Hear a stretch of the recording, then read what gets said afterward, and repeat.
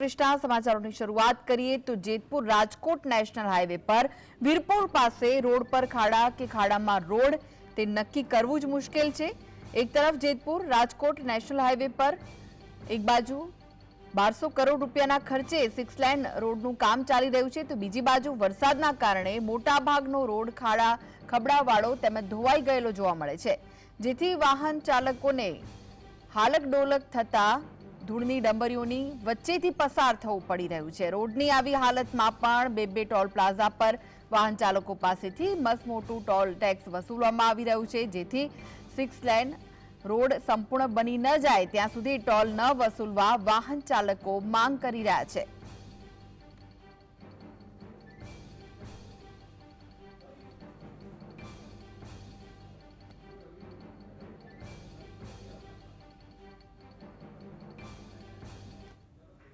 તો વધુ વિગતો માટે જોડાઈ ગયા છે સંવાદદાતા કિશન। રોડ રસ્તાની જે હાલત છે અને તેને લઈને જે લોકો માંગ કરી રહ્યા છે, શું વિગતો મળી રહી છે?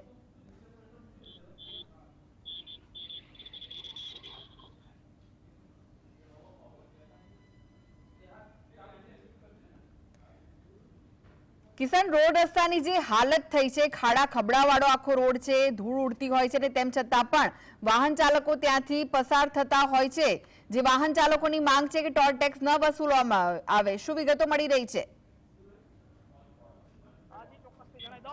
જેતપુર રાજકોટનો જે 6 લેન હાઈવે બની રહ્યો છે, અત્યારે 1200 કરોડની માત્ર રકમના કારણે ખર્ચે જે બની રહ્યો છે, હું તમને દ્રશ્ય બતાવવા માંગીશ કે આ રોડ છે જે ભારે વરસાદને લઈને ધોવાઈ ચૂક્યો છે, જેમાં મોટા ખાડા તેમજ જે રોડની જે કાંકરીઓ છે તે ઉખડી જવામાં આવી છે, જેમને લઈને જે વાહન ચાલકો છે તેમને ખૂબ મુસીબતો પડી રહી છે। તેમજ વાહન ચાલક અત્યારે જે વરસાદ બંધ થવાના કારણે જે રોડ સુકાઈ ગયો છે તેમને લઈને જે ધૂળ છે તે ધૂળની ડમરીઓ ઉડે છે, તેમને લઈને જે નાના વાહન ચાલકો છે તેમને પણ તકલીફ હાલ પડી રહી છે। આપણી સાથે વાહન ચાલકો છે, આપણે તેમની સાથે વાત કરીશું।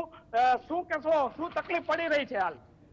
અત્યારે આપણે વીરપુર થી રાજકોટ જતા નેશનલ હાઈવે છે, એની ઉપર ઉભા છીએ। એની ઉપર મસ્ત મોટા ખાડા પડી ગયેલા છે, ખાડાની અંદર રોડ છે કે રોડની અંદર ખાડા છે ખબર નથી પડતી, અને આ રોડ નેશનલ હાઈવે પર 2 ટોલ ટેક્સ છે, ટોલ ટેક્સ લે છે છતાં કોઈ સુવિધા આપવામાં આવતી નથી, અને હાલ જે કાંકરીઓ વેરાઈ ગઈ છે રોડ ઉપર વરસાદના લીધે, એની ઉપર 2 વ્હીલર તો 4 વ્હીલર સ્લીપ થઈ જવાનો ભય રહે છે, તો અહીંથી બહુ ધ્યાન રાખીને નીકળવું પડે છે, એક્સિડન્ટનો ભય રહે છે।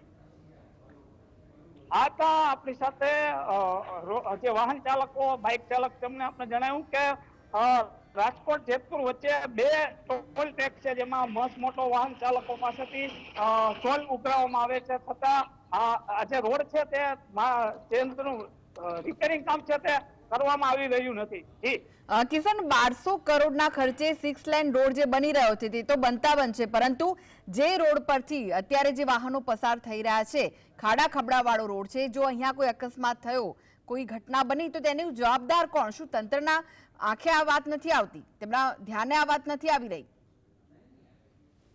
આજે ચોક્કસથી કે જે આજે રોડ બની રહ્યો છે તેમાં વીરપુર પાસે તો ખાસ કરીને મોટા ખાડા પડી રહ્યા છે, તેમાં હાલ 2-4 દિવસ પહેલા જ એક અકસ્માત થયો હતો, તેમાં જે લોકો બાઇક ચાલકો છે તે લોકોને ખાસી એવી ઈજા પણ પહોંચી હતી।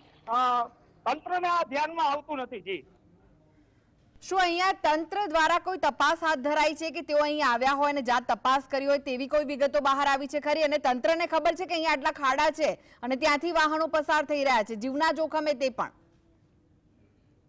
આજે ચોક્કસથી જણાવી દઉં કે તંત્ર દ્વારા જે સાતમ આઠમ ઉપર જે ભારે વરસાદ હતો, જેમને લઈને આ રોડ છે તે ક્યાંક ને ક્યાંક ધોવાઈ જવા પામ્યો હતો, પાણી ભરાયા હતા, તેમને લઈને તંત્ર દ્વારા ડાયવર્ઝન પણ કરવામાં આવ્યું હતું, જે વીરપુર ગામમાં થઈને વાહન જે ચાલકો છે તેમને વીરપુર ગામમાં થઈને વાહનો પસાર કરવામાં ડાયવર્ઝન આપ્યું હતું।